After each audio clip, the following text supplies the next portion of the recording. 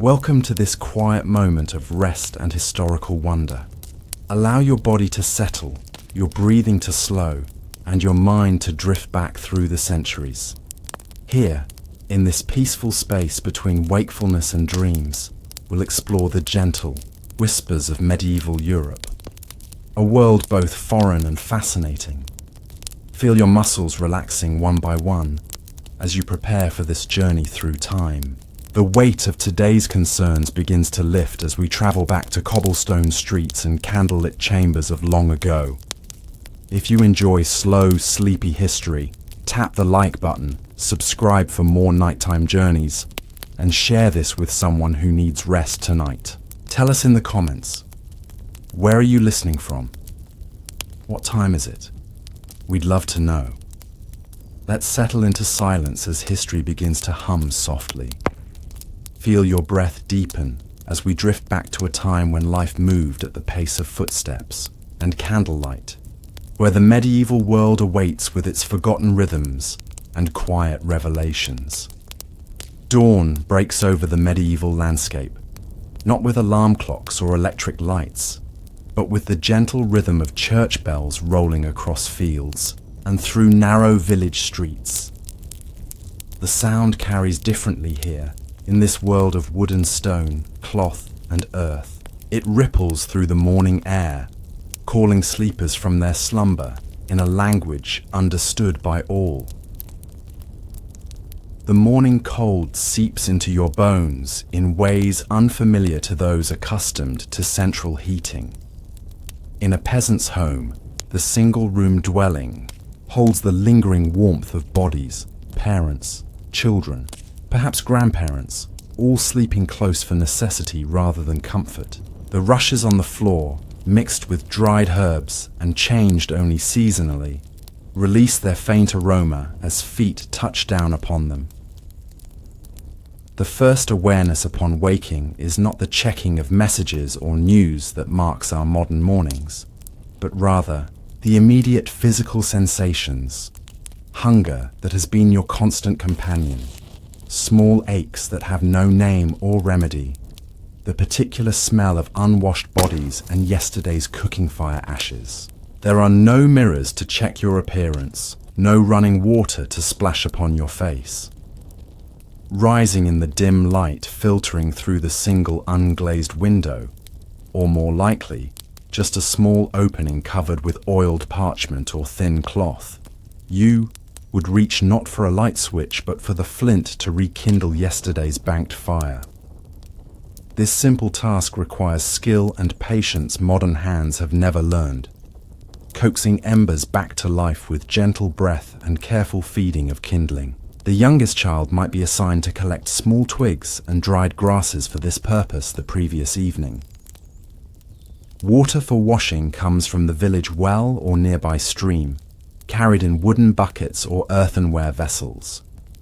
No hot shower awaits, just cold water that numbs the fingers as you splash a modest amount on your face and hands. Full immersion bathing might happen once a season, perhaps. The wealthy may bathe more regularly, though even they might view frequent bathing with suspicion, believing it opens the pores to disease. Your teeth receive attention from a frayed twig, rubbed across them to remove some buildup. Perhaps you use a mixture of sage and salt to freshen your breath, though the concept of daily dental hygiene remains foreign. Many adults are already missing teeth by their 30th year, each gap a reminder of past pain endured without anesthesia or proper dental care.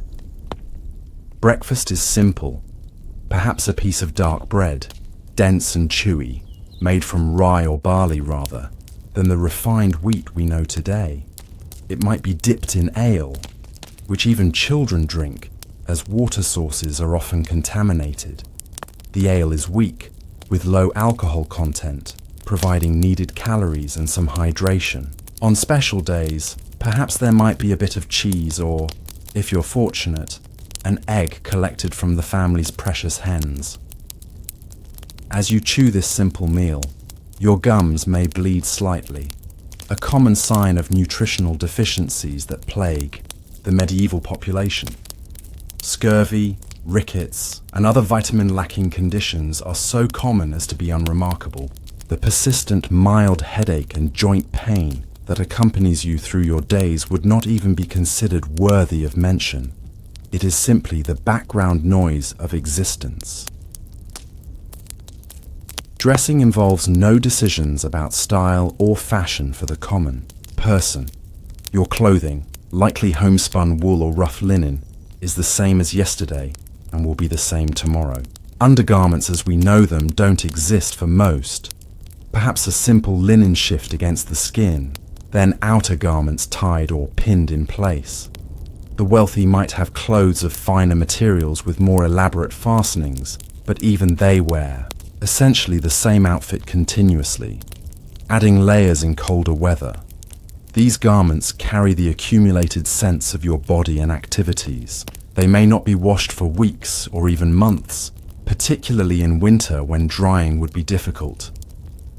Instead, they are aired, perhaps hung near the smoky fire to discourage parasites. Speaking of which, lice and fleas are constant companions, their presence accepted as an inevitable part of the human condition.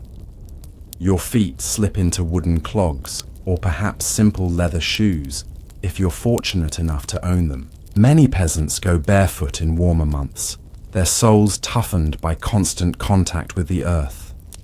Children almost universally feel the soil between their toes year-round, shoes being an expensive luxury reserved for adults or the coldest days. As you step outside your dwelling, the sensory experience intensifies. The medieval village has a distinctive aroma, a complex mixture of wood smoke, animal manure, unwashed bodies, cooking food, and the particular smell of decomposing organic matter in the streets. What modern noses would find overwhelming was simply the everyday backdrop of medieval existence. The sounds, too, differ from our world. There is no mechanical background hum, no distant traffic or electronic beeps. Instead, the soundscape consists of human voices, animal noises, the creak of wooden wheels, the rhythmic striking of the blacksmith's hammer, the soft slap of cloth being beaten clean at the washing stream. Church bells mark the hours, providing the day's only reliable timekeeper. Morning light reveals the village as a place of organic irregularity. No straight lines or standardized structures dominate the landscape. Buildings lean against each other like elderly relatives, their frames warped by time and weather. Streets follow the path of least resistance, winding between structures with no concern for grid patterns or efficient travel. Dogs roam freely, serving as both companions and unofficial village waste management, consuming scraps thrown into the streets. Chickens peck at the ground, cats hunt rodents, pigs might wander through looking for anything edible. The boundary between domestic and wild animals is permeable, with livestock often sharing human dwelling spaces, particularly in colder months. Your morning tasks begin immediately. There is no concept of me time or leisure in the early hours. Each season brings its own demands. In spring, fields must be prepared and planted. Summer requires constant tending of crops and gathering of medicinal herbs while they're at their potent peak. Autumn is the rush of harvest and preservation. Winter brings the processing of materials, spinning wool, repairing tools, preserving meat from the autumn slaughter. For women, the day might begin with kindling the cooking fire, preparing food, milking goats or cows if the family is fortunate enough to own them. Men might head immediately to fields, workshops, or common areas where day labourers gather hoping to be chosen for work. Children as young as 4 or 5 already have assigned chores, gathering eggs, watching younger siblings, collecting firewood, or scaring birds from newly planted fields. The medieval workday follows the sun rather than the clock. Dawn to dusk defines your working hours, with the rhythm changing seasonally. Short winter days provide some relief from labor, while summer's extended daylight means correspondingly longer work periods. Your morning hunger persists as you work. The concept of 3 substantial meals a day is foreign to this world. Instead, sustenance comes in smaller portions taken when possible throughout the day. True hunger, not the mild discomfort of skipping breakfast in our time, but the gnawing, energy-sapping emptiness of genuine undernutrition, is a familiar companion, particularly in the hungry gap of late winter and early spring, when stored foods run low and new crops are not yet ready. Pain, too, is a constant presence. Without effective pain relief beyond alcohol, herbs with mild analgesic properties, and perhaps prayer, the medieval body endures what modern people would consider unbearable. Toothaches throb unchecked until extraction becomes the only option. Joints ache from hard labor begun in childhood. Childbirth proceeds without anesthesia. Even minor injuries, a cut from a field tool, a burn from the cooking fire, have no real treatment beyond rudimentary poultices and time. The morning light reveals other aspects of medieval life that would shock modern sensibilities. Human waste disposal follows simple patterns, perhaps a designated corner of the yard, a communal privy, or in larger towns, the practice of simply emptying chamber pots into the streets. The concept of sewage systems exists only in the most rudimentary forms, usually open channels running down the middle of streets. By mid-morning, you would likely feel fatigue that modern people associate with the end of a hard day. Your body, running on minimal calories and dealing with the background noise of various untreated conditions, must nonetheless continue working. There is no concept of calling in sick for most tasks. Fields don't wait. Animals need tending. Wool needs spinning regardless of how one feels. If you are a craftsperson rather than a field worker, your morning might be spent in slightly different but equally challenging conditions. A blacksmith works in intense heat with minimal protection, inhaling smoke and metal particles. A tanner deals with caustic substances and the overwhelming smell of decomposing flesh removed from hides. A weaver strains eyes in insufficient light, fingers developing permanent calluses from constant motion. For those in medieval towns rather than villages, the morning brings different challenges. Streets become increasingly crowded as the day progresses, filled with vendors crying their wares, apprentices running errands, animals being driven to market, and waste accumulating underfoot. The noise level rises dramatically, with no noise. Ordinances or traffic regulations to impose order. The medieval perception of personal space differs greatly from modern expectations. Bodies press against each other in marketplaces and narrow streets. Privacy is a luxury almost unknown to common people, whose dwelling spaces often consist of a single room housing multiple generations. Even bodily functions might be observed, by others, out of simple necessity. As the morning progresses into midday, the sun's position provides the only reliable indication of time. Church bells may ring to mark canonical hours, but the precise division of time holds little relevance. For most daily tasks, work proceeds according to completion rather than schedule. The field is ploughed when it is ploughed. The bread is baked when the oven reaches proper temperature. The cloth is woven until daylight fades. Your midday meal, if taken as a distinct event rather than eaten while working, might consist of a pottage, a thick soup of whatever vegetables are in season, perhaps barley or other grains, and if you're fortunate, small bits of salt pork or other preserved meat for flavor more than substance. This would be eaten with a wooden spoon, perhaps from a communal bowl, or sopped up with a piece of bread that serves as both utensil and sustenance. Water is seldom the beverage of choice. Instead, ale or small beer provides safer hydration, the alcohol killing some pathogens that make water sources dangerous. Even children consume these mildly alcoholic drinks as their primary source of hydration. Wine exists, but remains primarily the drink of the wealthy or a special occasion luxury for ordinary people. The concept of food safety, as we understand it, is entirely absent. Meat turning slightly green around the edges might simply be cut away, the remainder considered perfectly edible. Mold on bread could be scraped off, rather than the whole loaf discarded. Food preservation relies on drying, smoking, salting, and fermentation, all of which produce distinctive flavors that would seem alien to modern palates accustomed to fresh foods year-round. A brief rest might follow the midday meal, particularly in summer when the heat makes fieldwork punishing. This respite would not be considered leisure time as we understand it, but rather a practical necessity to prevent collapse from heat and exertion. The medieval work ethic leaves little room for idleness. Even during these rest periods, hands often remain busy with mending, whittling, or other seated tasks.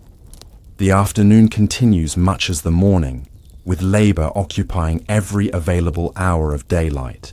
For those with specialized skills, the miller grinding grain, the baker transforming flour into bread, the blacksmith shaping metal for tools and horseshoes, work follows the rhythms of demand rather than regular hours. When someone brings grain to be ground or metal to be worked, the relevant craftsperson must attend to it, regardless of the time or day.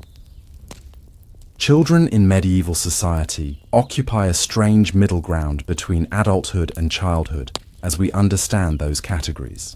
By age 7, most are considered capable workers, assigned tasks appropriate to their strength. Education, where it exists at all for common folk, focuses on practical skills and religious instruction, rather than literacy or abstract thought. Most will never learn to read, with knowledge transferred orally through generations. As the afternoon wears on, your body accumulates the day's toll. Muscles ache from repetitive motion. Minor injuries sting without treatment. Hunger returns, as simple meals are quickly burned through by constant physical activity. The modern concept of ergonomics doesn't exist. Tools and tasks are designed for completion rather than comfort, leading to repetitive strain injuries that become simply another aspect of aging. If you are female, your work never really ceases. After field labor or market selling concludes, domestic tasks await. Food preparation, child tending, mending, cleaning what can be cleaned in a world of dirt floors and limited water. Pregnancy and nursing do not exempt women from work, with newborns often swaddled tightly and placed nearby while mothers continue their tasks. For the rare educated medieval person, a monk, scribe, or noble, the physical toll might be less, but other challenges emerge. Writing occurs in cold scriptoriums where ink freezes in winter. Reading strains eyes in insufficient light. The maintenance of records or creation of manuscripts demands a level of physical endurance modern office workers would find shocking. As daylight begins to wane, the medieval day shifts toward its conclusion. Final tasks must be completed before darkness makes work impossible. Animals are secured for the night, protecting them from predators both animal and human. In towns, gates close at sunset, leaving travelers to seek lodging at inns or sleep rough outside the walls. The evening meal often resembles the midday one, perhaps another pottage, though slightly heartier if possible, with the days gathered, herbs or vegetables added to the pot that might simmer continuously for days. Bread remains the staple, the type varying by region and status. Dark, dense rye bread for commoners, refined white bread for the wealthy. As true darkness falls, the medieval world transforms.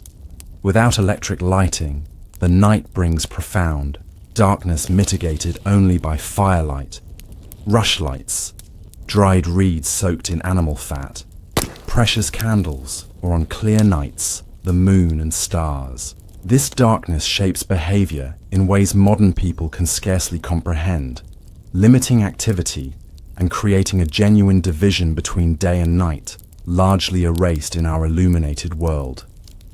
Evening activities occur in this dim firelight. Perhaps some storytelling, mending or whittling, simple music on homemade instruments, conversation centers on practical matters, weather predictions vital for farming, local gossip that serves as both entertainment and important information sharing, perhaps news carried by rare travelers.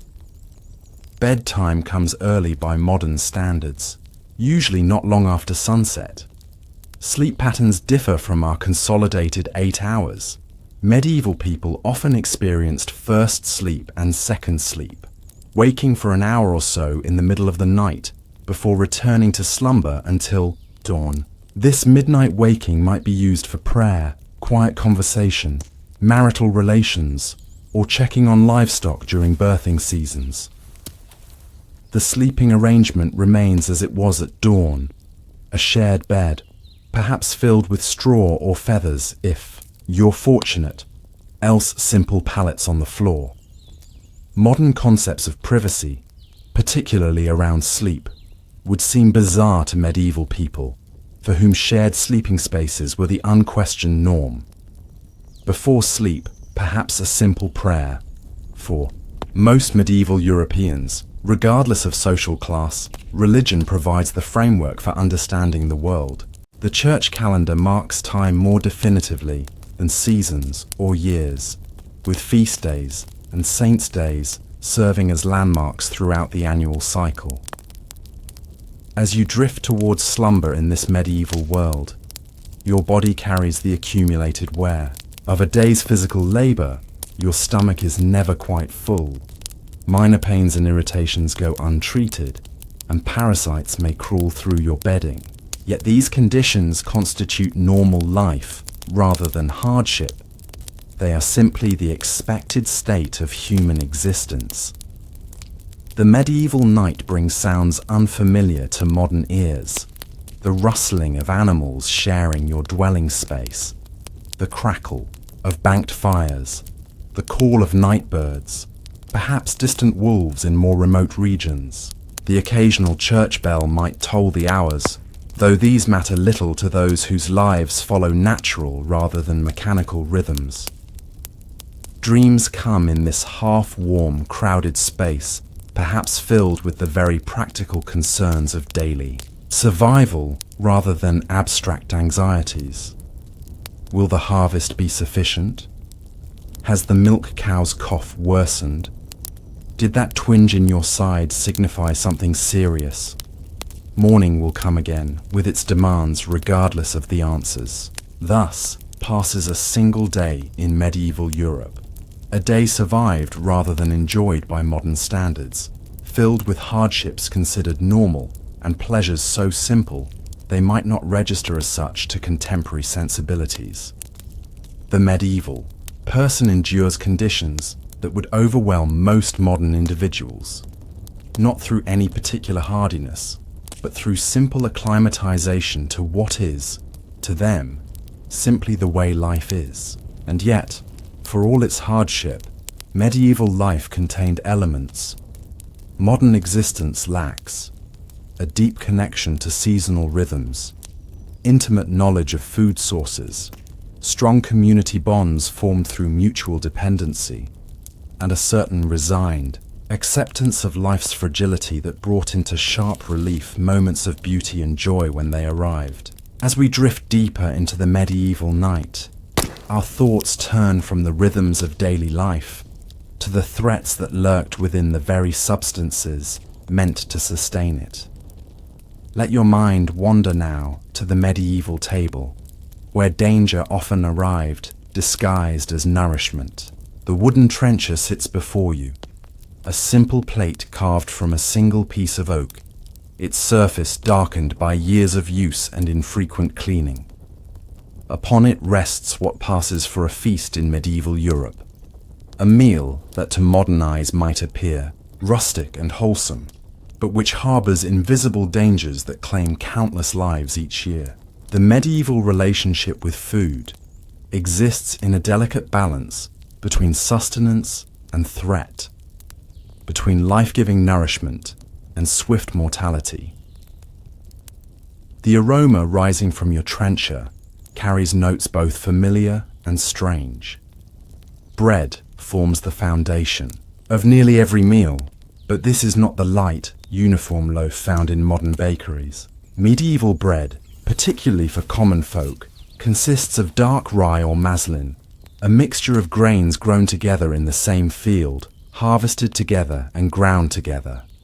White wheat bread, requiring more intensive sifting and processing, remains primarily the privilege of the wealthy. This dark bread carries its first hidden danger within its very substance. In wet years, when rye cannot dry properly before storage, a fungus called ergot may grow upon the grain. Invisible during grinding, baking does not destroy its potent compounds. The first sign of ergot poisoning might be a strange tingling in fingers and toes, followed by convulsions, hallucinations, and for many, death. Entire communities can be affected simultaneously, creating phenomena that modern historians recognize as mass ergotism, but which medieval people interpreted as divine punishment or demonic possession. Even without ergot, medieval bread presents challenges. The grinding process, conducted with stone mills, inevitably introduces small stone particles into flour. These gradually wear down teeth, causing dental problems that begin in childhood and progress throughout life. By their 30s, many medieval people have worn their molars nearly to the gums, making eating increasingly painful as they age.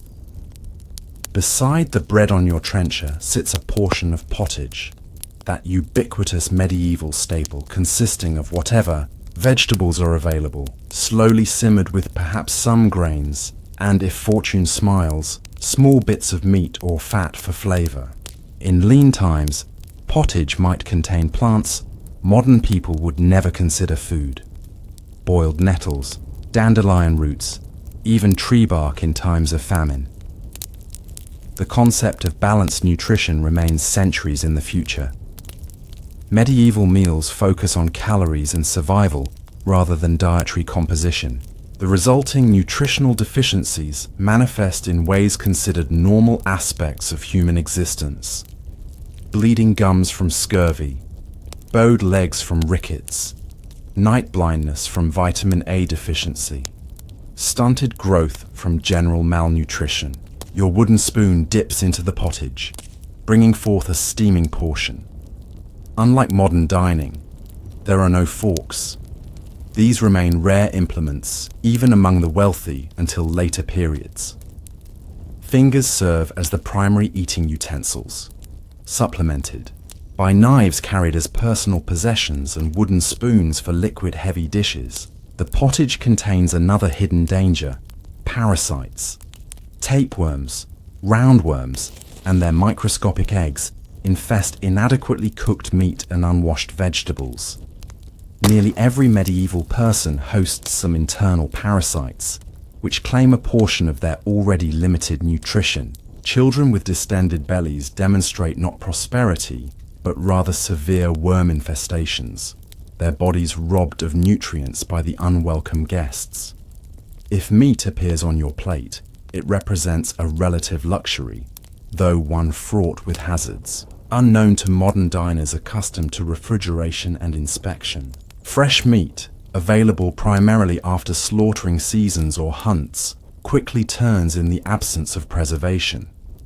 The smell and taste that would send modern diners fleeing becomes simply an expected aspect of meat consumption in a world without refrigeration. Various preservation methods, smoking, drying, salting, extend meat's usability, but introduce their own problems. Heavy salting, while preventing bacterial growth, contributes to hypertension and water retention. Smoking adds potentially carcinogenic compounds. Neither method kills all parasites, particularly the hardy Trichinella spiralis found in pork, which leads to the agonizing death of many medieval meat consumers. Pork presents particular dangers, as medieval pigs roam freely, consuming whatever they find, including human waste and carrion. The Bible's prohibitions against pork, while religious in nature, coincide with practical concerns about its safety in pre-modern conditions. Yet pork remains a medieval staple, its fat content providing necessary calories and its versatility in preservation making it valuable for year-round sustenance. Fish, while commonly consumed due to religious prohibitions against meat on fast days, carries its own hazards.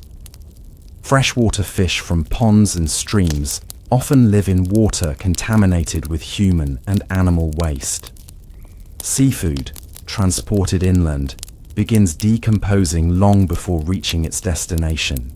The medieval nose, accustomed to such aromas, detects nothing unusual in what modern senses would immediately reject as dangerously spoiled. The drink accompanying your meal would likely not be water. Medieval people recognize, without understanding, bacterial contamination, that water often brings illness. Instead, weak ale or small beer serves as the primary beverage for all ages. The brewing process inadvertently kills pathogens, making fermented drinks safer than water from wells or streams where humans and animals might relieve themselves upstream. Wine exists, but varies dramatically in quality. For common people, it often arrives already turning to vinegar, its alcohol content providing some antibacterial benefits, despite the sour taste. The wealthy enjoy better vintages, though still, without the consistency or preservation methods of modern winemaking. Medieval cups and drinking vessels present another subtle danger. Those made of pewter often contain lead, which leaches slowly into acidic drinks like wine and ale. The resulting lead poisoning manifests in symptoms attributed to other causes: irritability, pain, fatigue, and eventually more severe neurological effects. Only the wealthy enjoy glass or silver vessels that don't contribute toxic elements to their beverages. Food preparation itself introduces hazards unfamiliar to modern cooks. The medieval kitchen centers around an open hearth fire, which fills living spaces with smoke containing particulates and carbon monoxide. Women who spend more time tending these fires often develop chronic respiratory conditions and eye problems from constant smoke exposure. Cooking vessels, particularly for peasant households, consist primarily of earthenware glazed with lead compounds. These gradually leach into acidic foods during cooking and storage. The resulting slow poisoning affects cognitive function, fertility, and overall health in ways never connected to their true cause. The medieval palate differs dramatically from modern taste preferences. Spices, when available, serve not merely as flavorings, but as status symbols, and, it is believed, medicinal substances. Pepper, cinnamon, nutmeg, and more exotic spices like grains of paradise represent significant investments, used sparingly by those who can afford them. These spices often mask the taste of food beginning to turn, allowing consumption of meat and fish that modern food safety standards would immediately reject. While medieval people developed some tolerance for certain bacteria through constant exposure, foodborne illness remains a common and sometimes fatal occurrence. Sugar exists as an expensive spice rather than a common sweetener, used primarily for medicinal purposes. Honey serves as the primary sweetener, its availability limited by season and access to beekeeping. Many medieval dessert concepts rely on dried fruits rather than added sweeteners, their natural sugars concentrated through drying. Meals follow patterns dictated by the church calendar more than personal preference. Fast days, potentially over 150 per year depending on region and century, prohibit meat and sometimes other animal products like eggs and dairy. These religious restrictions shape medieval cuisine in ways that transcend mere preference, becoming encoded in regional cooking techniques that persist for centuries. Food storage presents another realm of invisible danger. Grain, the staple of medieval diet, must be stored through winter and spring until the next harvest arrives. Granaries attract rodents, which bring fleas carrying bubonic plague. The grain itself may develop invisible fungi producing mycotoxins, compounds that cause liver damage and other chronic health effects when consumed regularly in small amounts. Root vegetables keep relatively well in cool, dark storage, but eventually sprout or rot. The medieval approach to food waste differs dramatically from modern sensibilities. Sprouting potatoes have sprouted parts removed. Moldy cheese gets trimmed, rather than discarded entirely. Slightly rancid butter remains usable for cooking, if not for direct consumption. Dairy products, when available, present a complex relationship between nourishment and risk. Milk, impossible to preserve without refrigeration, sours quickly. This natural souring process, when controlled, produces useful foodstuffs like curds, whey, and various soft cheeses. When uncontrolled, it simply creates unusable spoilage. Hard cheeses, which can age without refrigeration, become valuable sources of preserved protein and fat. Yet their production involves natural molds and bacteria that occasionally include dangerous strains. Without standardized production methods, each cheese represents a microbial lottery, most harmless or beneficial, but some potentially deadly. Eggs provide crucial protein when available, but, like all medieval food, come with shelf life limitations. The medieval approach to testing egg freshness, placing them in water to see if they float, which indicates gas buildup from decomposition, allows consumption of eggs far older than modern food safety would permit. The medieval kitchen lacks many ingredients modern cooks consider essential. The Columbian Exchange has not yet brought tomatoes, potatoes, maize, corn, peppers, vanilla, chocolate, or turkey to European tables. Coffee and tea remain unknown or extreme luxuries depending on the century and region. These absences shape cuisine in ways difficult for modern palates to imagine. Instead, medieval European cooking relies on ingredients available through local production or established trade routes. Parsnips and turnips serve the culinary roles, later filled by potatoes. Dried fruit provides sweetness in regions and seasons where honey is scarce. Almond milk, made by grinding almonds with water, substitutes for dairy during fast periods. For flavoring, medieval cooks rely heavily on herbs grown in kitchen gardens. Sage, rosemary, thyme, and many others less common in modern cooking, like tansy and hyssop. These herbs serve dual purposes as both flavorings and medicines, the line between culinary and medicinal usage often blurring. The concept of food adulteration exists in medieval markets as it does today, though with potentially deadlier consequences. Flour might be extended with ground chalk, dried beans, or even sawdust. Ale might be strengthened with toxic herbs to increase its intoxicating effects. Honey might be cut with less expensive sweeteners, like fruit syrup.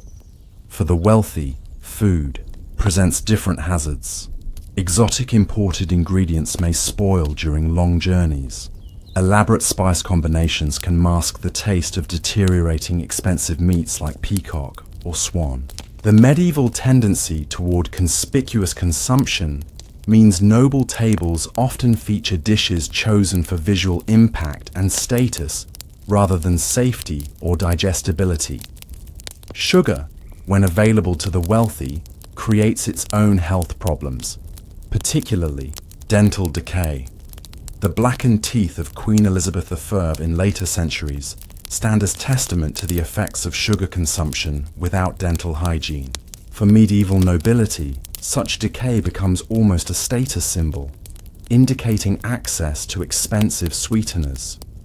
The medieval feast, celebrated in modern imagination as an occasion of excess and indulgence, indeed features greater quantity and variety than everyday meals. However, it also concentrates the potential dangers: more meats in various states of preservation, complex dishes combining multiple ingredients of questionable freshness, and increased alcohol consumption that might mask the taste of foods beginning to turn.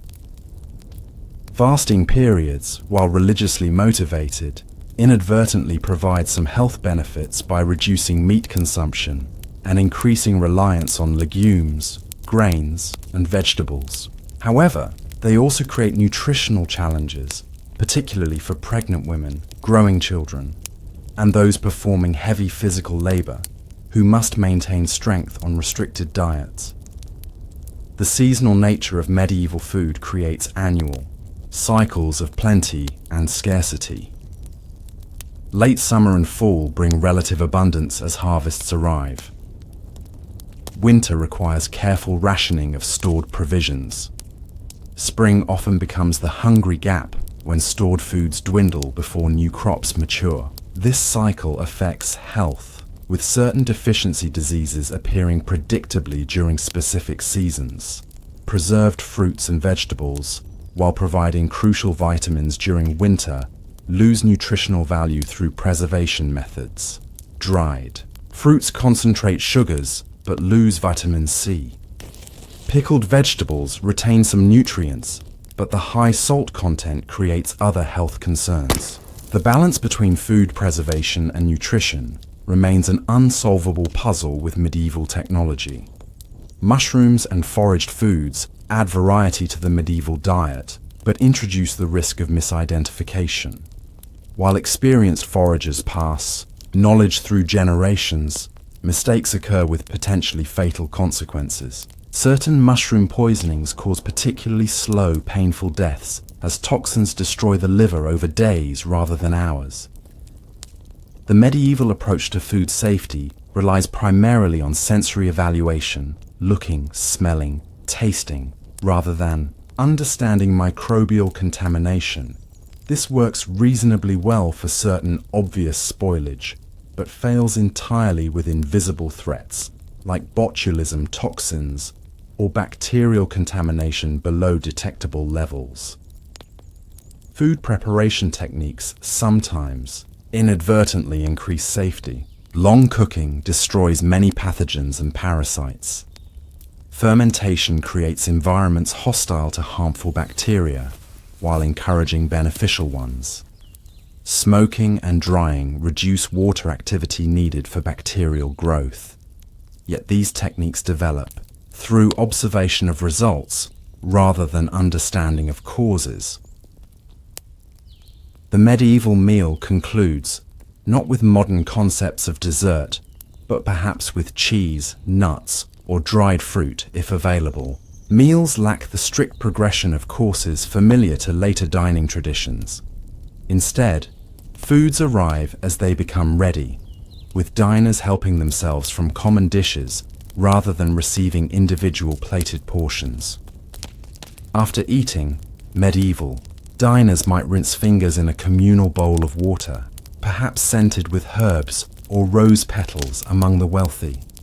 Napkins exist primarily among upper classes, while common people wipe hands on clothing or on the tablecloth itself. The concept of table manners differs significantly from modern expectations, with practices like shared cups, eating directly from the common pot, and using bread as both plate and utensil. The medieval digestive system, constantly challenged by suboptimal food, develops certain tolerances modern people lack. Regular exposure to low levels of bacteria, parasites, and environmental toxins creates immune responses and gut flora adaptations that help medieval people survive what might seriously sicken their modern descendants. Despite these adaptations, gastrointestinal distress remains a common, almost constant companion. Diarrhea, constipation, intestinal cramps, and other symptoms modern medicine would immediately investigate are simply accepted as normal aspects of digestion. Only when such symptoms become severe enough to prevent work do they warrant special concern or treatment attempts. Medieval medicine offers limited solutions for food-related illness. Herbal preparations may provide some symptomatic relief. Chamomile to settle the stomach, willow bark containing salicylic acid related to aspirin for pain, slippery elm for digestive coating. However, these remedies address symptoms rather than underlying causes, particularly in cases of food poisoning or parasitic infection. The medieval understanding of food-related illness remains firmly rooted in the theory of humours rather than germ theory or nutritional science. Symptoms are attributed to imbalances of blood, phlegm, black bile, and yellow bile, with remedies aimed at restoring proper balance rather than addressing specific pathogens or deficiencies. This humoral theory influences not just response to foodborne illness, but food choices themselves. Different foods are classified as heating or cooling, drying or moistening, with dietary recommendations based on one's natural temperament and the season. While occasionally aligning with useful nutritional advice, this system often leads to counterproductive recommendations during illness. As your medieval meal concludes, its immediate effects begin to manifest. The heavy, often difficult to digest combination of coarse bread, fatty meat, when available, and fiber-rich vegetables creates a sensation of fullness that borders on discomfort. The medieval belly often distends visibly after meals, partly from the volume of food necessary to sustain heavy physical labor, and partly from the gaseous byproducts of digesting such fare. The medieval approach to post-meal activity differs from modern recommendations. While contemporary advice suggests light activity to aid digestion, medieval practice often involves immediate return to labor regardless of digestive needs. Fieldwork, craft production, and household tasks continue regardless of physical discomfort, necessity outweighing bodily signals. For those with options, primarily the wealthy, post-meal practices might include walking to aid digestion or reclining to rest. Digestive complaints generate numerous folk remedies, from chewing certain seeds like fennel or anise to drinking herbal infusions meant to ease gas and cramping. The long-term effects of the medieval diet manifest in physical development and life expectancy. Children grow more slowly than their modern counterparts, reaching full height later and typically remaining shorter overall. Developmental milestones occur at different rates, with physical maturation sometimes delayed by years compared to modern standards due to nutritional limitations. Tooth decay, while less common than in modern sugar-rich diets, still affects medieval populations through different mechanisms. The coarse particles in bread wear down enamel, creating opportunities for decay. Limited dental hygiene allows bacterial proliferation. Nutrient deficiencies weaken tooth structure from within. By middle age, many medieval people have lost multiple teeth, affecting both nutrition and speech. Bone structure reveals much about medieval diet through remains examined by modern archaeology. Rickets leaves its distinctive bowing of the legs. Growth arrest lines in bones show periods of severe malnutrition or illness. Osteoporosis appears earlier than in modern populations, particularly among women whose calcium intake remains insufficient throughout life. The medieval approach to hunger differs fundamentally from modern experience. Where contemporary individuals might feel entitled to address hunger immediately, medieval people accept it as a normal, expected state. The sensation of a truly full stomach might come only on special occasions, after harvest celebrations, religious feasts, or wedding banquets. This chronic mild hunger shapes behavior in subtle ways. Food becomes central to community sharing and social bonding. Wasting even scraps generates genuine moral outrage rather than merely abstract ethical concerns. Dreams and folklore center frequently on food abundance, magical pots that never empty, lands flowing with milk and honey, tables that set themselves with endless delicacies. Famine, the extreme extension of everyday scarcity, occurs with devastating regularity in medieval Europe. Caused by crop failures from weather, plant diseases, or insect infestations, famines prompt behaviors modern people would find difficult to comprehend. Historical accounts describe consumption of normally inedible substances, boiled leather, clay mixed with small amounts of flour, ground tree bark, and in extreme cases, cannibalism. Between these extremes of feast and famine lies the everyday reality of medieval nutrition. Barely adequate in good times, insufficient in bad, never optimal by modern standards. The medieval body adapts to these conditions, directing limited resources towards survival rather than optimal development or longevity.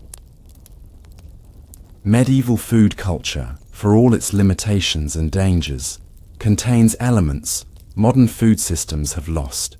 Direct connection to food sources means most people understand exactly where their sustenance originates. Seasonal eating connects communities to natural cycles in ways lost to refrigeration and global shipping. Preservation techniques passed through generations carry embedded wisdom about working with natural processes rather than against them. The medieval relationship with food encompasses necessity, celebration, religious significance, and medical theory. Food serves not merely as fuel, but as social marker, moral territory, and connection to both earth and divine. For all its dangers and deficiencies, medieval food culture contains a wholeness of relationship between people and sustenance that industrialized food systems have fragmented. As darkness falls and the medieval kitchen fire burns down to embers, the day's final meal settles in your stomach. Perhaps insufficiently, perhaps uncomfortably, certainly differently than a modern meal would. Your body begins the nightly work of extracting what nourishment it can from what you've consumed, fighting off potential pathogens and accommodating the ever-present parasites that claim their share. Perhaps you dream of better meals, of abundance, beyond your station, of mythical feasts where every hunger is satisfied. Perhaps your body is too concerned with basic survival to waste energy on such dreams. Either way, tomorrow brings another day of the same fundamental challenges. Finding enough food, ensuring it's as safe as medieval knowledge allows, and converting it into the energy needed for survival in a world where nothing, not even your next meal, can be taken for granted. The medieval trencher before you, now empty of its simple fare, will not be washed as a modern plate would be. If made of stale bread, it might be given to the poor as alms or fed to animals. If wooden, it will be roughly scrubbed with sand or ashes, then left to dry until the next meal requires its service. Like everything in the medieval world, it serves its purpose with minimal waste and maximum utility. Its imperfections and limitations accepted as simply the way things are. In this acceptance lies perhaps the greatest difference between medieval and modern relationships with food, where contemporary eaters demand perfection, convenience, and constant availability. Medieval people accept what each season, harvest, and preservation method provides. This acceptance comes not from philosophical choice, but from the simple reality that no alternatives exist, a circumstance modern people, accustomed to choice in all things including nourishment, would find perhaps the most alienating aspect of stepping back into medieval mealtimes. As the night deepens around us, let our thoughts turn from the perils of medieval sustenance to the invisible enemies that floated through the very air medieval people breathed. In this next quiet contemplation, we explore the world of disease and medicine in an age before microscopes revealed the true nature of suffering. The medieval sick room is quiet, save for the ragged breathing of its occupant. Sunlight filters weakly through a small window, illuminating dancing dust motes in its beam. The air hangs heavy with the sense of illness, sweat, herbal infusions, the faint underlying notes of bodily humours in discord. Here, at the intersection of suffering and care, medieval medicine plays out its ancient dance with forces it cannot see or truly understand. Disease in medieval Europe exists as both everyday reality and profound mystery.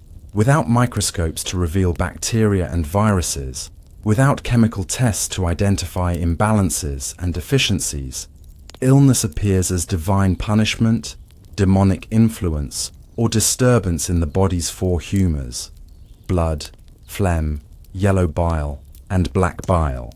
These explanatory frameworks shape both the experience of illness and attempts at healing in ways fundamentally different from modern medical understanding.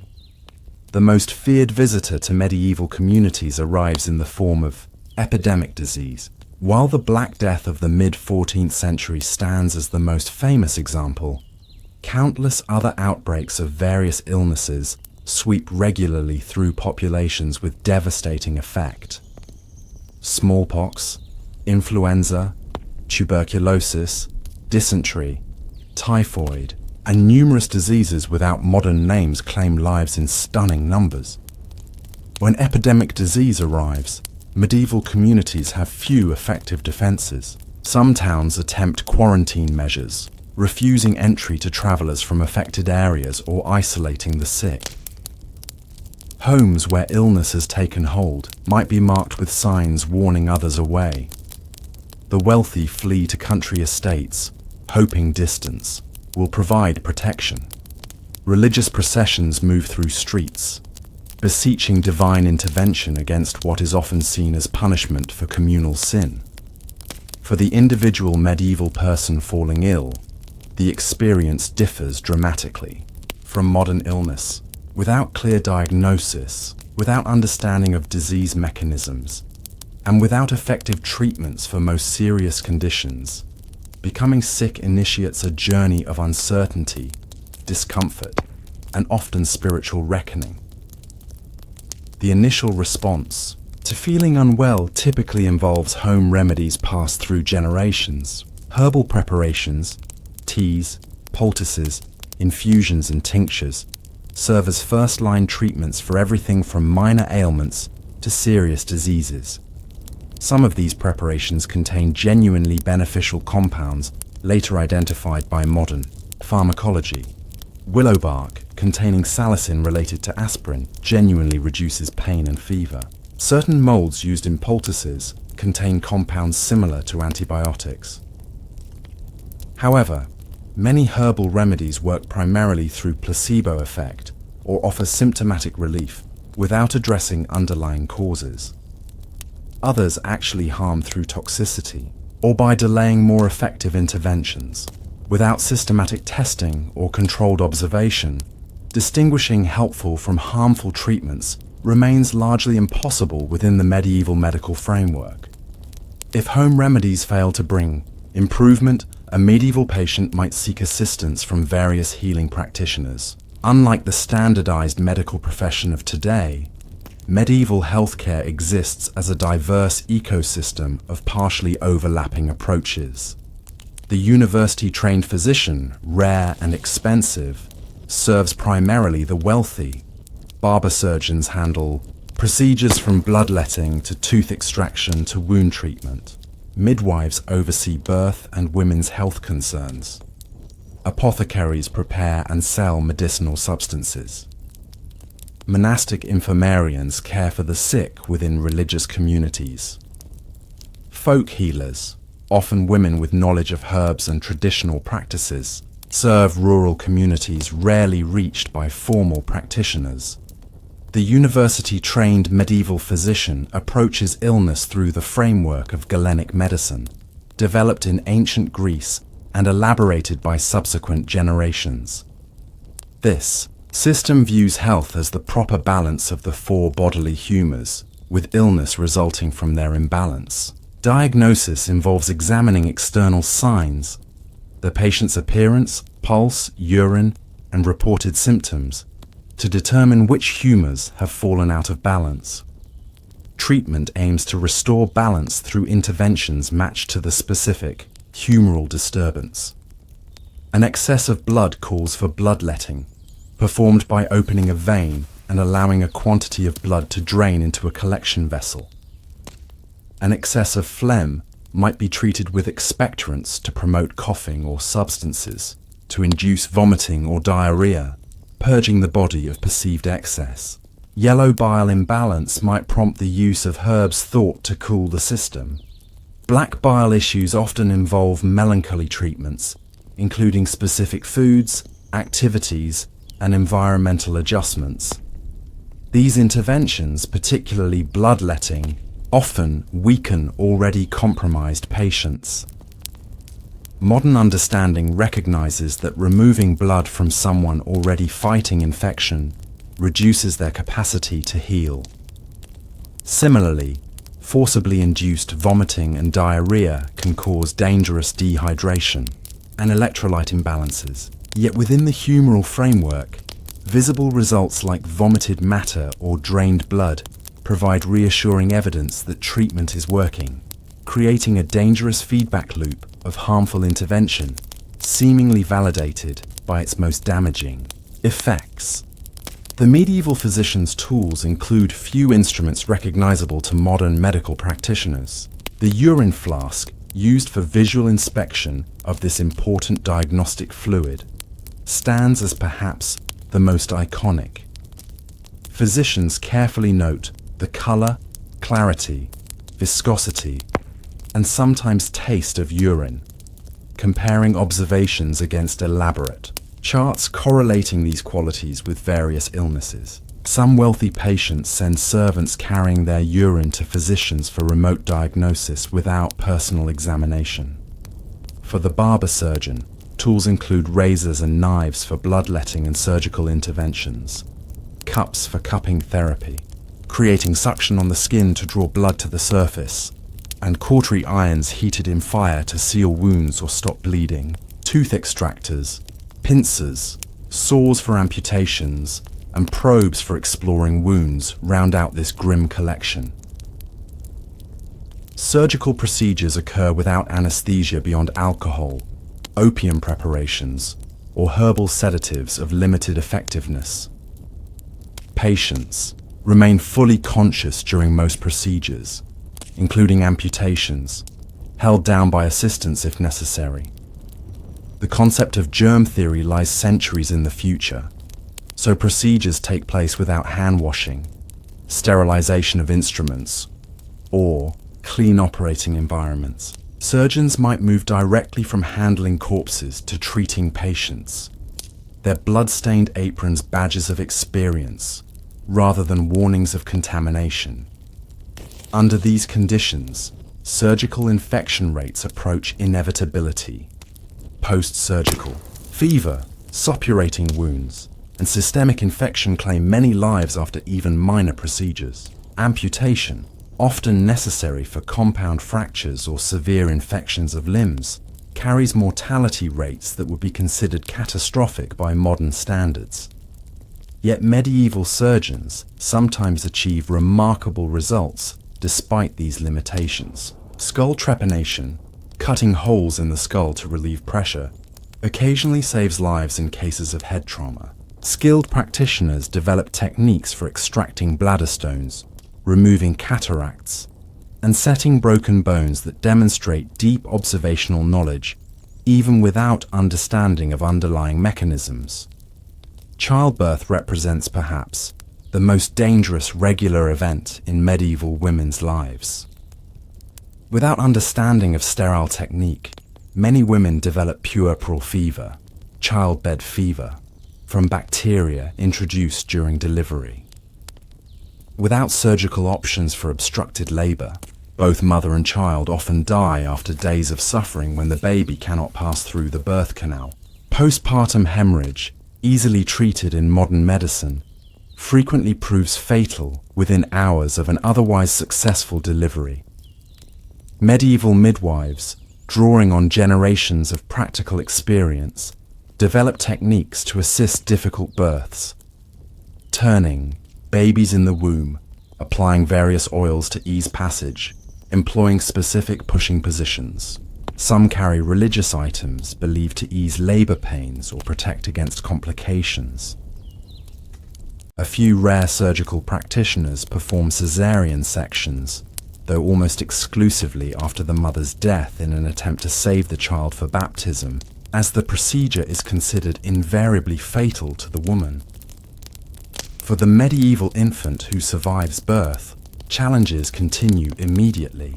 Without understanding of neonatal needs or germ theory, many practices endanger newborns. Swaddling restricts movement, but may be done so tightly it impairs circulation or breathing. Prelacteal feeds, honey, butter, or other substances given before mother's milk introduce potential pathogens to the vulnerable newborn gut. Traditional cradle remedies for common infant concerns like colic or difficulty sleeping may contain toxic substances. Infant mortality rates reflect these dangers, with perhaps 1/3 of children dying before their 5th birthday, even in prosperous families. Among the poor, rates climb higher still.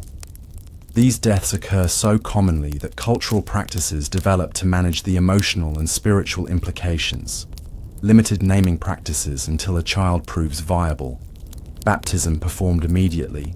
After birth, specific burial customs for the very young. Childhood diseases now prevented by vaccination cut swaths through medieval communities with horrifying regularity. Measles, with its distinctive rash, high fever, and potentially fatal complications, might claim 10% of infected children. Whooping, cough, pertussis, leaves children gasping for breath through weeks of violent coughing fits, sometimes resulting in brain damage from oxygen deprivation. Diphtheria creates a membrane in the throat that can cause suffocation.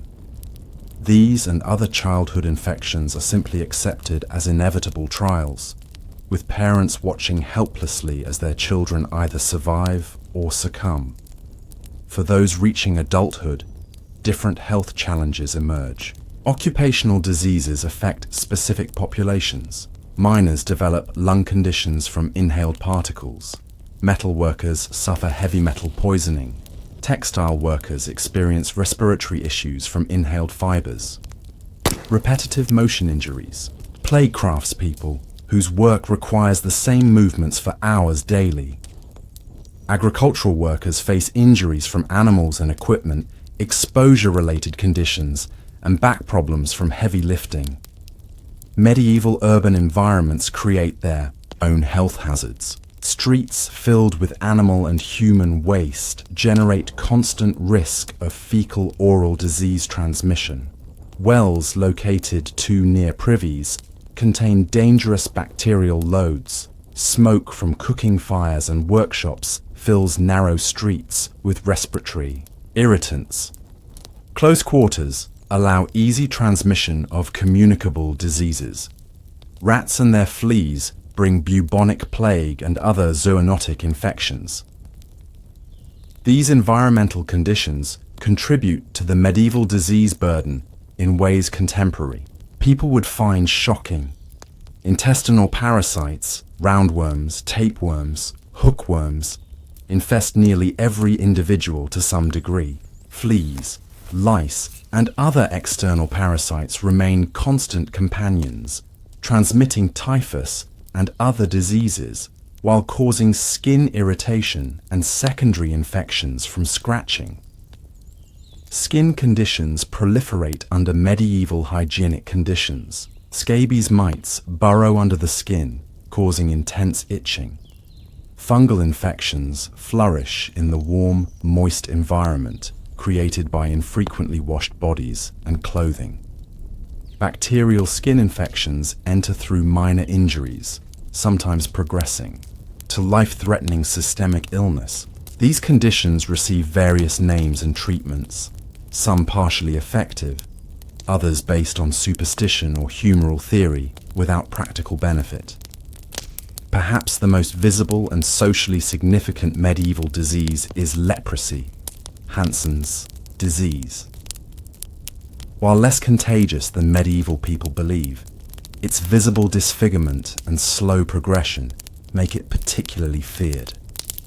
Lepers face exclusion from community life, special clothing requirements to identify their status, and often confinement to leper houses, leprosaria, on the outskirts of towns. Some regions conduct leper trials, where suspected cases undergo examination by priests and physicians before formal declaration of leprosy status, a diagnosis functioning almost as civil death.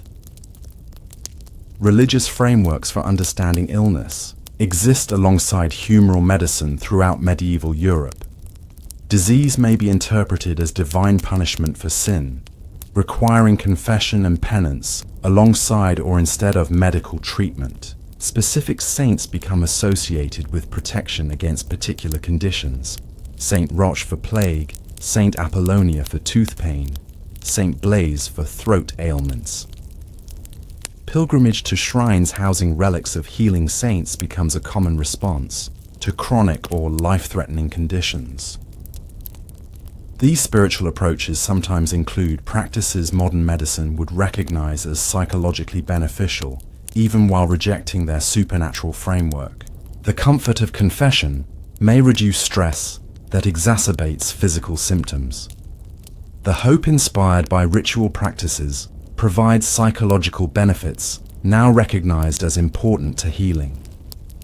Community support, mobilized through religious frameworks, offers practical assistance that improves outcomes. Other medieval treatments strike a balance between empirical observation and spiritual belief. Certain healing plants genuinely contain medicinal compounds, their use refined through generations of observation. Sunlight exposure, recommended for certain conditions, provides vitamin D and antimicrobial effects.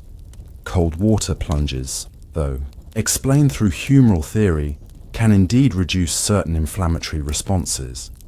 Yet without systematic testing or recording of outcomes, medieval medicine remains unable to distinguish coincidental recovery from treatment effect, or to identify which components of complex interventions actually provide benefit. The same practitioner who successfully sets a broken bone might fatally bleed a fever patient, never recognizing the different outcomes as evidence of a treatment's value or harm. For chronic conditions without effective treatments, medieval sufferers develop coping mechanisms still recognizable today. Pain management involves distraction techniques, cognitive reframing, and community support alongside whatever herbal or spiritual remedies might offer partial relief. Physical disabilities prompt development of assistive devices, crutches carved to individual specifications, carts for those unable to walk, modified tools for workers with limited hand function. Mental illness, understood through frameworks, very different from modern psychiatry, receives various interpretations across the medieval period. Some conditions are viewed as spiritual afflictions, perhaps demonic possession, requiring exorcism rather than medical treatment. Others are interpreted through humoral theory, particularly melancholia attributed to excess black bile. Some communities develop surprisingly compassionate approaches to those with cognitive differences, finding appropriate social roles and support systems, while others resort to restraint and confinement for those whose behavior threatens social order. Hospital institutions begin emerging during this period, though functioning differently from their modern counterparts. Medieval hospitals operate primarily as charitable institutions, offering basic care for the poor, elderly, and travelers, rather than as centers for medical intervention. Run frequently by religious orders, they focus on comfort, spiritual care, and basic nursing rather than curative treatment. The modern concept of hospitals as places for advanced medical procedures performed by specialists lies centuries in the future. For the medieval person growing into old age, a relatively rare achievement, the accumulation of untreated conditions creates a very different experience of aging than modern seniors might expect. Without eyeglasses, many develop severely limited vision. Without dental care, most have lost numerous teeth, affecting nutrition and speech. Without joint replacements or pain management, arthritis renders many immobile. These conditions are considered normal aspects of aging rather than treatable. Medical problems. Even determining age becomes challenging in a world without standardized birth records. Many medieval people know their birth season, but not precise year, gauging age by memorable events that occurred during their lifetime rather than by numerical calculation. The concept of specific age-related milestones or expectations remains fluid, with functionality rather than chronological age determining one's social role and status. Death, when it arrives, commonly occurs at home rather than in institutional settings. Family members witness and participate in care during final illness, washing the body, closing the eyes, and beginning funeral preparations immediately after death. This intimate familiarity with death's physical reality contrasts sharply with the institutional separation common in modern dying. Medieval understanding of death itself reflects medical limitations. Without sophisticated monitoring equipment, determining the precise moment of death sometimes proves challenging. Tales of premature burial or funeral preparations interrupted by the dead person awakening reflect genuine uncertainty in some. Cases of deep unconsciousness, catalepsy, or severe hypothermia mimicking death.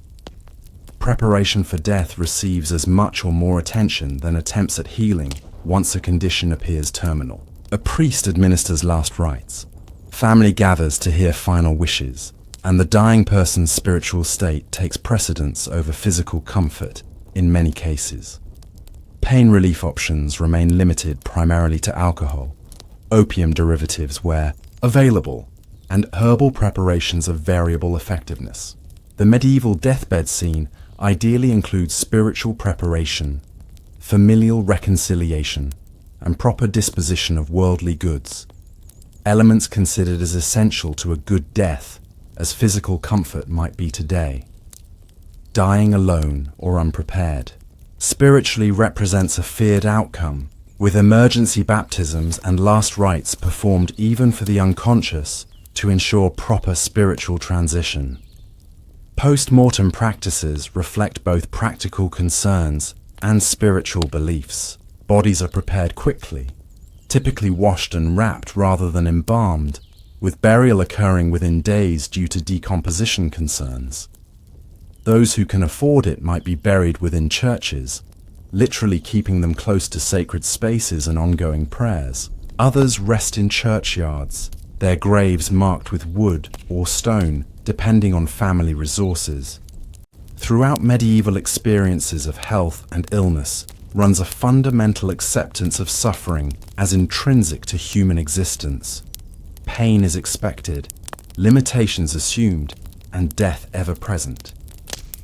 This acceptance stems not from fatalism, but from genuine lack of alternatives before modern medical developments. Rather than expecting treatment and cure, medieval people focus on endurance, spiritual meaning, and community support through inevitable physical challenges. This different relationship with bodily suffering perhaps represents the most significant divide between medieval and modern medical experiences, where contemporary patients expect explanation, intervention, and often cure. Medieval sufferers anticipate endurance, spiritual growth through affliction, and community care to ease but not eliminate suffering. In the quiet medieval sick room, as daylight fades and the patient's family maintains vigil, this acceptance shapes the experience for all involved. The outcome rests in divine hands, influenced by prayer, simples and tonics, and perhaps the balance of one's spiritual accounts. Whether recovery or death awaits with morning's light, the process unfolds within a framework of meaning very different from modern medical intervention with its monitors, medications, and technological supports. When recovery occurs, it happens at home, with gradual return to function supported by family care rather than rehabilitation protocols. Convalescence follows natural rhythms, with strength returning as the body heals itself, with minimal external intervention beyond nourishment and rest.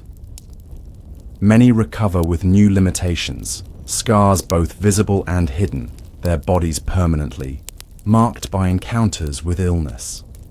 For those who succumb, the community's practices ensure proper transition, spiritual rites securing the soul's journey, physical rituals honoring the body's return to earth, social customs acknowledging the transition from community member to memory.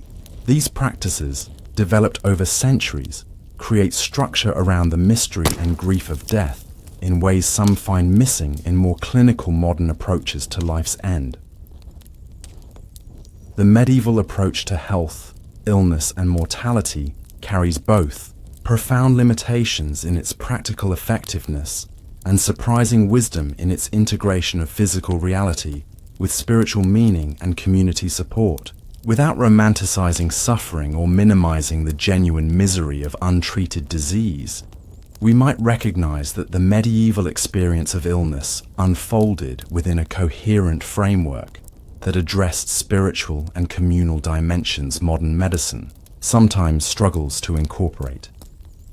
As the candle gutters in our imagined medieval sick room, as family members take turns in the night vigil, as prayers mix with herbal scents in the close air, we glimpse a world where illness represents not merely biological malfunction but a complex intersection of physical, spiritual, and community experience. A holistic, if ineffective, approach to suffering that both contrasts with and perhaps has something to teach our more technically advanced but sometimes fragmented modern medical paradigm. The medieval patient rests now, in the darkened room, fate uncertain but unfolding within a pattern understood by all present, a pattern where suffering carries meaning, community provides presence if not cure, and the boundary between this world and the next remains as thin as the final breath that might come with morning light or might, through forces no one truly understands, be delayed for another day of life in a world where nothing, especially health, can be taken for granted. As our journey through medieval hardship continues, let your mind drift now to the very fabric of medieval social existence, the invisible bonds and barriers that determined one's place from birth to death. In this final contemplation, we explore the rigid structures that would make modern individualism impossible to imagine. The morning mist hangs heavy over medieval fields as a bell tolls faintly from the distant church tower. A figure moves, slowly along the muddy path between strips of cultivated land, a young man whose entire existence has been determined long before his birth.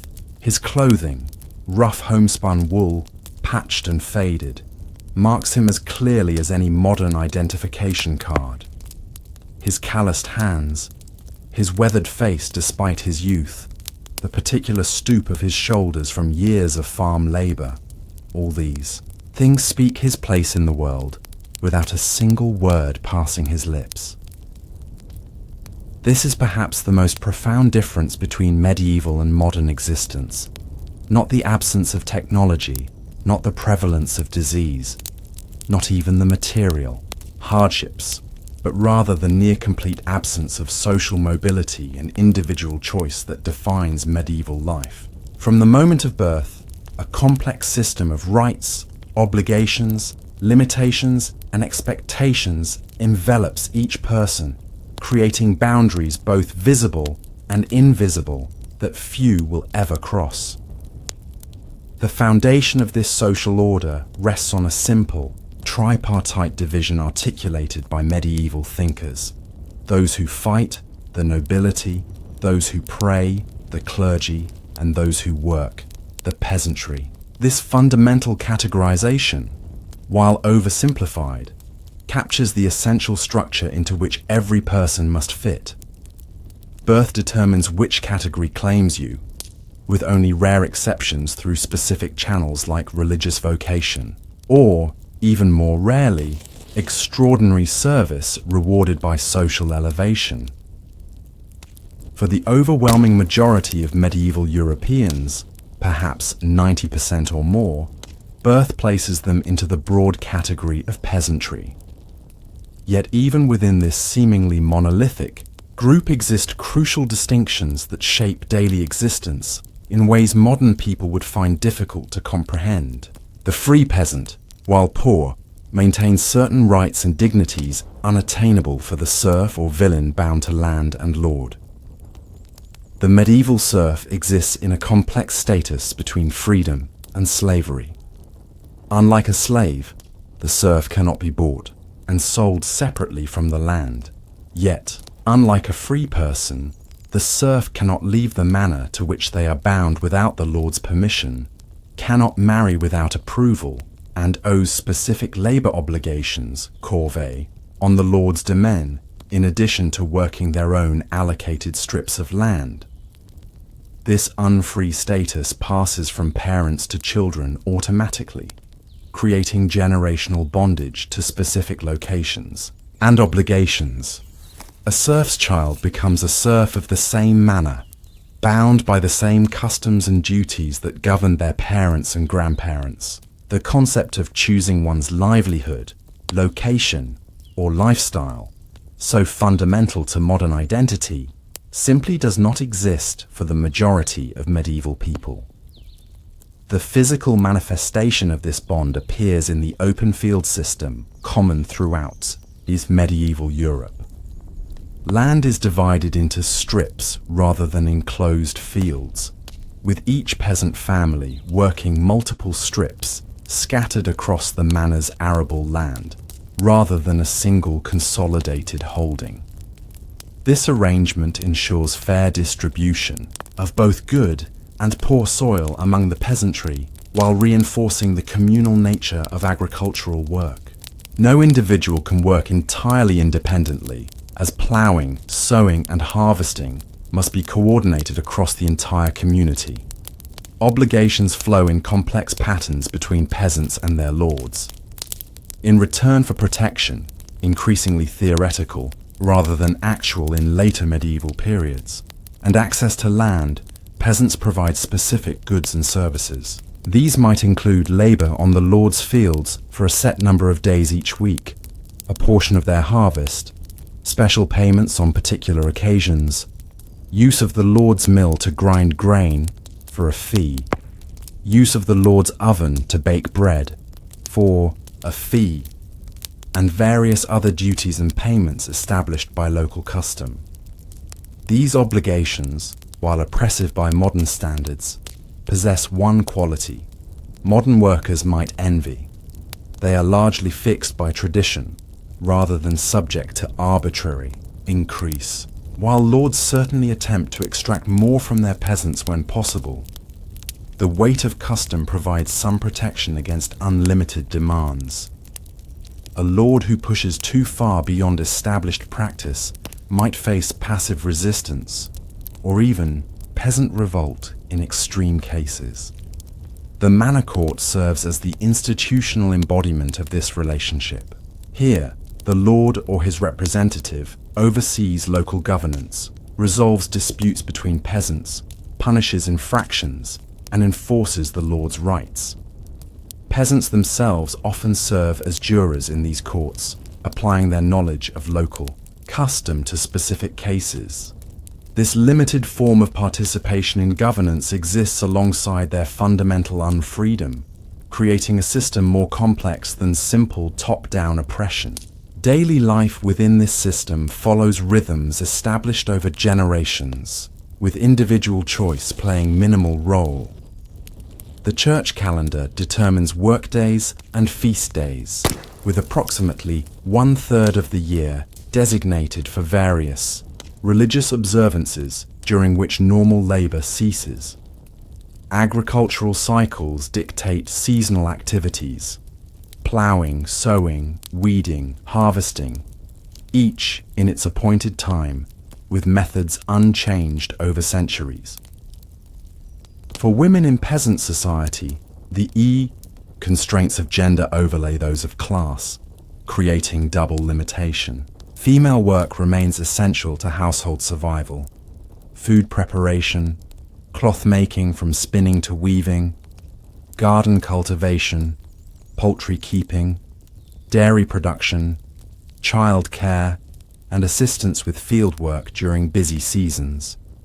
Yet this vital contribution translates into neither independence nor authority outside specific domestic domains. Marriage for peasants functions primarily as economic partnership rather than romantic union. Families negotiate matches with consideration for land access, complementary skills, and household viability. While affection might develop, the primary purpose remains practical survival through combined labor and resources. Both partners must work productively for the household to survive, creating a form of interdependence distinct from both modern egalitarian ideals and the more rigid gender separations of upper classes. Children born into this system enter the workforce almost immediately, with responsibilities increasing gradually from age 4 or 5. By 7, a child performs meaningful economic contributions, gathering firewood, scaring birds from fields, watching younger siblings, collecting eggs, gleaning missed grain after harvest. By adolescence, children work nearly adult schedules, having absorbed necessary skills through observation and participation rather than formal education. For the tiny minority born into nobility, different but equally rigid structures govern existence. The noble child, while materially privileged compared to peasant counterparts, faces strict preparation for predetermined roles. Noble sons train for military and administrative functions through fosterage in other noble households, where they serve as pages and then squires before knighthood. Noble daughters learn household management, appropriate accomplishments, and prepare for marriages arranged to cement political alliances and property consolidations. Primogeniture, the inheritance of land and titles by the eldest son, creates structural insecurity for younger noble sons who must find alternative paths through church careers, military service, or advantageous marriages. For noble daughters, marriage represents the primary life path, with convent life the main alternative for those without sufficient dowries or suitable matches. Either way, personal preference rarely factors into these life-determining decisions. The relationship between noble families exists as complex networks of obligation, kinship, and rivalry, rather than the clear hierarchy modern people might expect. A lesser noble might swear fealty to multiple greater lords, creating potentially conflicting obligations. Cousins might hold varying ranks and titles depending on inheritance patterns. Marriage alliances create connections that cut across simple, hierarchical arrangements. Violence remains the privilege, and indeed the defining characteristic of nobility, throughout much of the medieval period. The knight's primary function is warfare, with training beginning in childhood and continuing throughout life. Even as administrative responsibilities increase for noble classes in later medieval periods, the martial expectation remains central to noble identity. Between peasantry and nobility, towns develop their own social structures with somewhat greater flexibility, though still far more constrained than modern urban environments. Guild systems regulate crafts and trades, determining who may practice which occupation and under what conditions. Apprenticeship provides the path to skilled work, with children, often from rural areas with family connections, to urban craftspeople, bound to masters for terms of 7 years or more to learn specialized skills. These apprentices occupy a strange intermediate status, not quite family members, but living within the master's household, subject to discipline and control extending far beyond work hours. Masters control not merely their labor, but their behavior, dress, social connections, and activities. The goal remains not merely skill transfer, but formation of character appropriate to the craft and its social position. After apprenticeship, the journey to full guild membership continues through journeyman status, a period of working for wages while perfecting skills before attempting to create a masterpiece, demonstrating qualification for full guild membership. This progression, while theoretically based on merit, often involves social connections and financial resources as well, particularly for guilds controlling lucrative trades. For women in urban settings, opportunities exist primarily as extensions of household production, brewing, textile work, food preparation and sales, or through guilds that specifically include female practitioners, such as silk workers or embroiderers in some regions. Widows sometimes continue their husbands' trades, particularly when they have participated in the work during marriage, and when no guild regulations specifically prohibit female practitioners. The medieval town itself operates as a legal entity, distinct from surrounding rural areas, with town charters guaranteeing specific rights and privileges to inhabitants. These include freedom from certain feudal obligations, market rights, self-governance through town councils, and often the principle that town air makes free. Residents for a year and a day can convert an escaped serf into a legally free person, though this principle varies widely in practice. Residential patterns within towns reflect social stratifications visibly. Wealthy merchants occupy larger homes on main streets, while lesser craftspeople and laborers inhabit smaller dwellings in back alleys and less desirable quarters. The poorest urban residents crowd into shared spaces, renting beds by the night, or even sharing beds in shifts, the medieval precursor to modern hot bunking. Social regulation extends into the most intimate aspects of daily life through sumptuary laws. Regulations determining appropriate dress, adornment, and consumption, patterns for each social rank. These laws prohibit lower classes from wearing certain fabrics, colors, or styles reserved for their betters.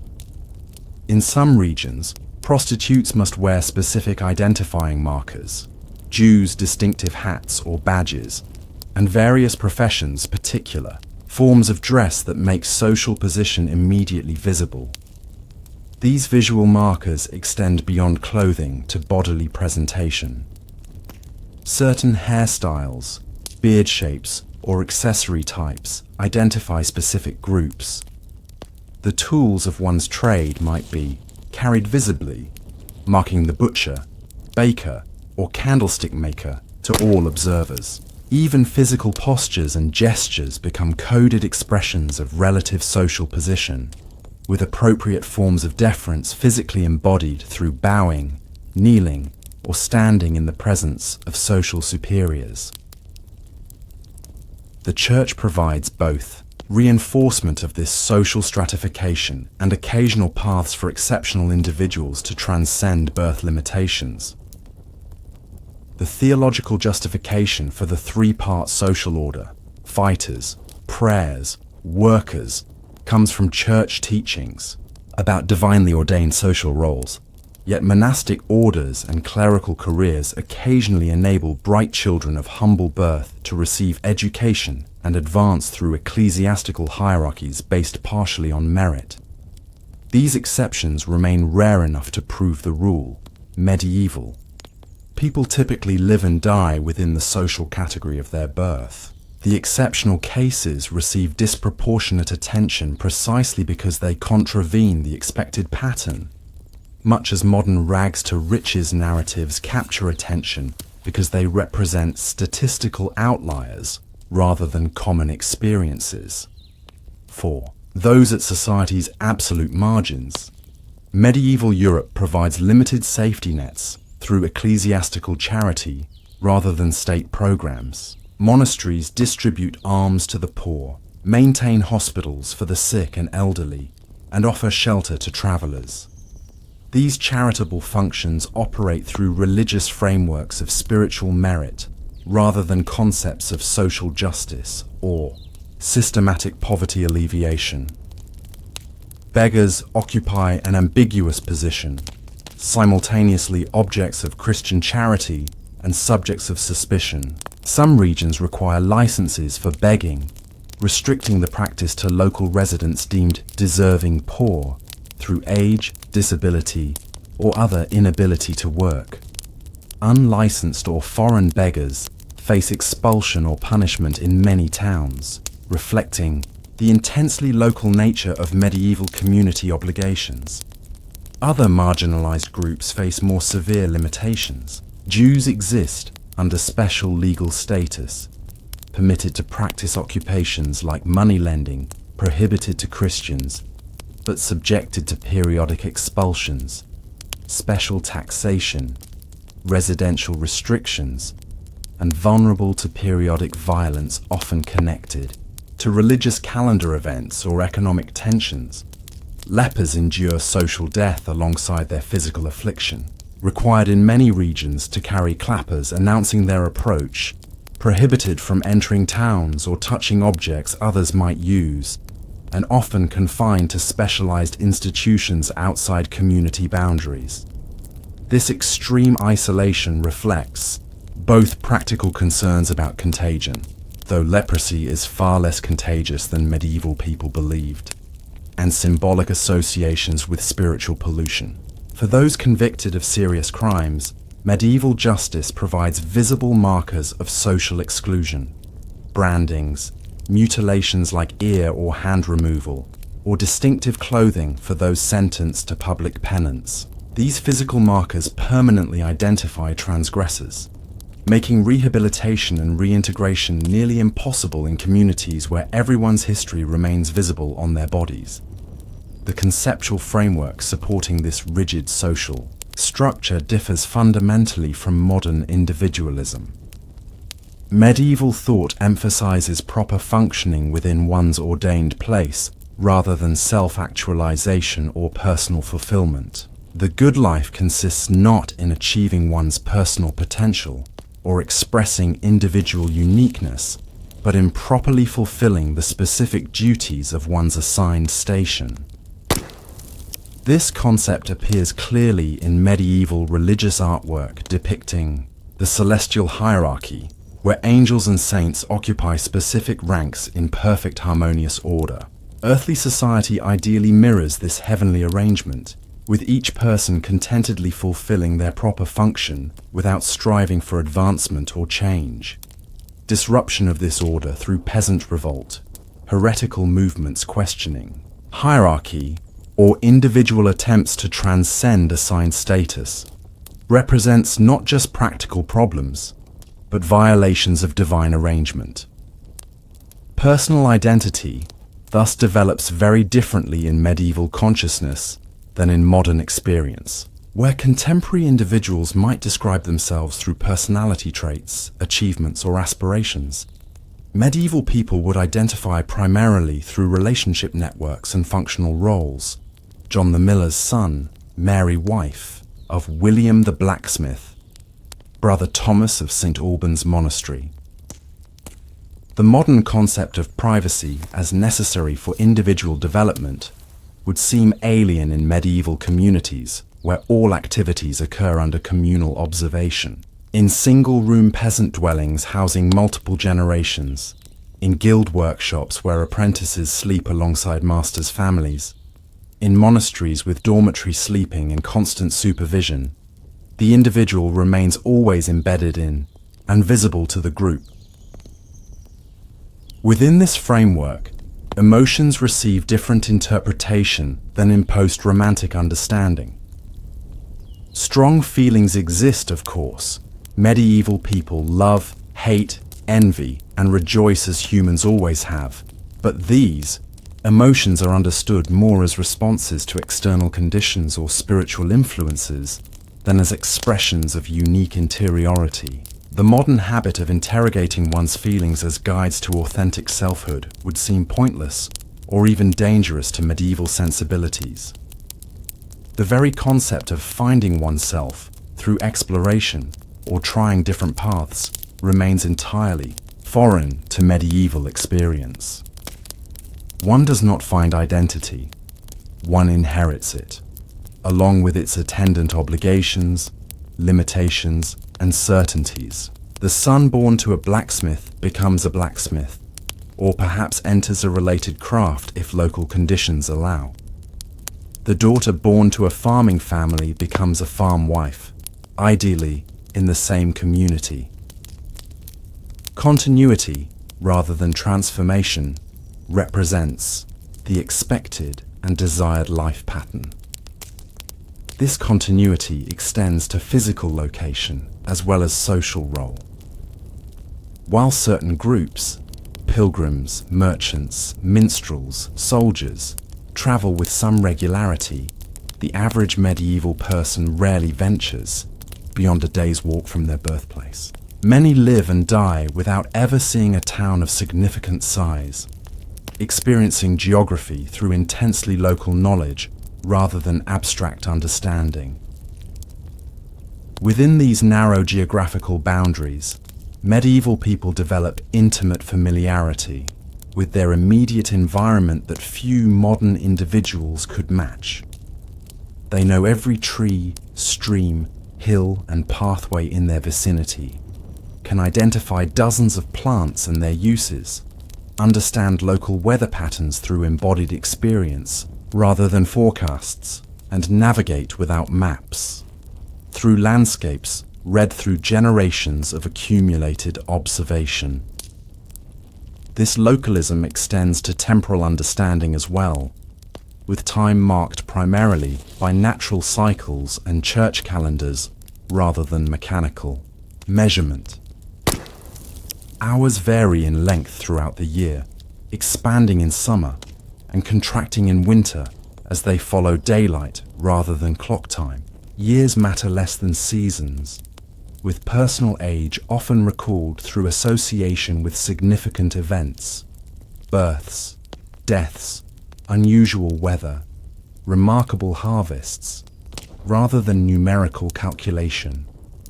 Knowledge itself travels differently in this world before printing. Most information passes orally rather than through written texts, with memory serving as the primary repository of cultural, practical, and historical knowledge.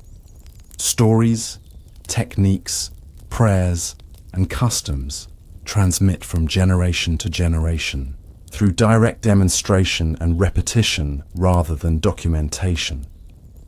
For the small minority who achieve literacy, primarily clergy and some merchants and nobles, reading occurs communally rather than privately, with texts read aloud to groups, rather than silently by individuals. Even personal letters often function as semi-public documents expected to be shared with household or community members, rather than confidential communications between individuals.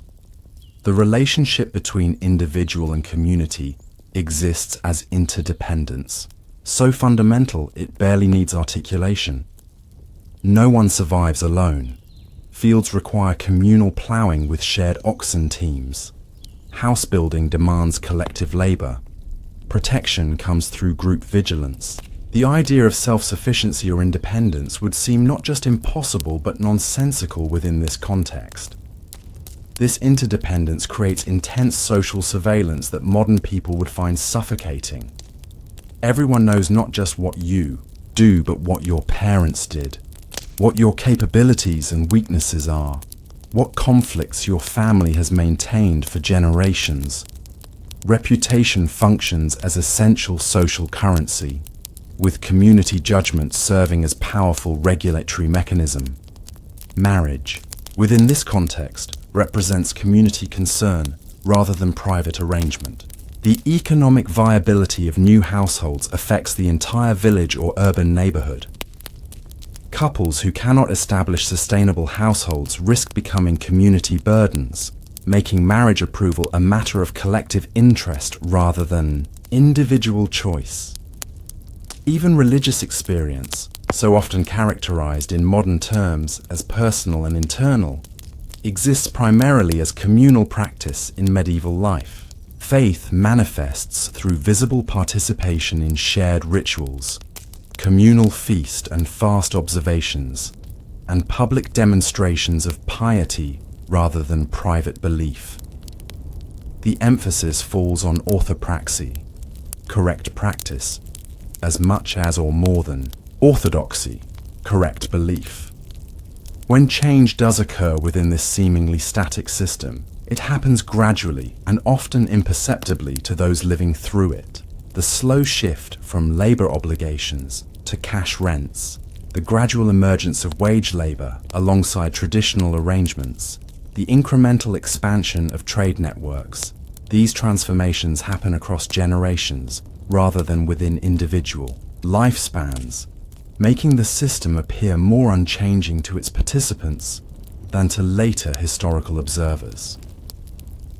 Major disruptions, the Black Death's demographic catastrophe, warfare that displaces populations, religious schisms that fracture communities, create moments when the rigid structures briefly become more flexible as societies adapt to new conditions. These exceptional periods sometimes allow greater mobility or choice before new patterns solidify, perhaps in slightly different configurations, but with the same fundamental limitation of individual autonomy.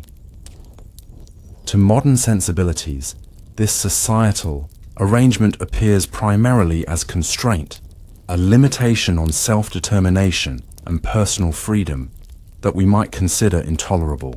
Yet for those born within it, the medieval social order provides something increasingly rare in modern experience: certainty about one's place and purpose. The paths may be narrow, but they are clear. The choices may be few, but they are defined. This certainty brings psychological benefits alongside its obvious limitations. Medieval people rarely face the existential questions that plague modernity. What should I do with my life? What is my purpose? How do I create meaningful identity? The answers exist already, embedded in social position, family tradition, community, need, and religious framework. At day's end, the young man we imagined at dawn returns along the same muddy path, having completed tasks identical to those his father performed, in the same fields, using the same methods. His life contains little that modern people would recognize as choice or opportunity, yet it also lacks the particular anxieties of modern existence. The endless options that create decision fatigue, the self-invention pressures that generate identity crises, the mobility that fractures community connections. As darkness falls over the medieval landscape, lamps and candles create small islands of dim light in cottages and manors alike. Tomorrow will bring repetition of today's patterns with minor seasonal variations. Birth has determined the broad outlines of each sleeper's fate, noble or common, bound or free, rural or urban. Within these determinations, individual lives unfold along channels carved by generations before them, secure in their limitations, certain in their place, part of a social organism where each person functions as component rather than independent agent. In this certainty lies perhaps the greatest gulf between medieval and modern consciousness, a fundamentally different understanding of human purpose and potential that would make mutual comprehension across the centuries nearly impossible. The medieval social order, for all its material hardships and rigid limitations, offered its inhabitants something increasingly elusive in our age of supposed freedom: the unquestioned knowledge of exactly who they were, where they belonged, and what they were meant to do in a world where very little was left to individual determination. As sleep claims the medieval community, from the lord in his curtained bed to the serf on his straw pallet, each rests within boundaries visible and invisible, material and conceptual, that define existence with a clarity. Modern people might occasionally envy, even while rejecting the constraints that create such definition. In dreams, perhaps, these medieval sleepers occasionally glimpse other possibilities: lives of choice and mobility and self-invention. But morning will bring the same fields, the same tasks, the same place in an order that stretches backwards, through memory, and forward beyond imagination. An order that feels not like prison, but simply like the natural and divinely ordained shape of human existence. Thank you for spending this quiet time with us, drifting through forgotten echoes of history. If this story brought you peace, please like, subscribe, and share it with someone who needs rest. We'd love to hear from you in the comments below. Until next time, sleep well, dream softly, and good night.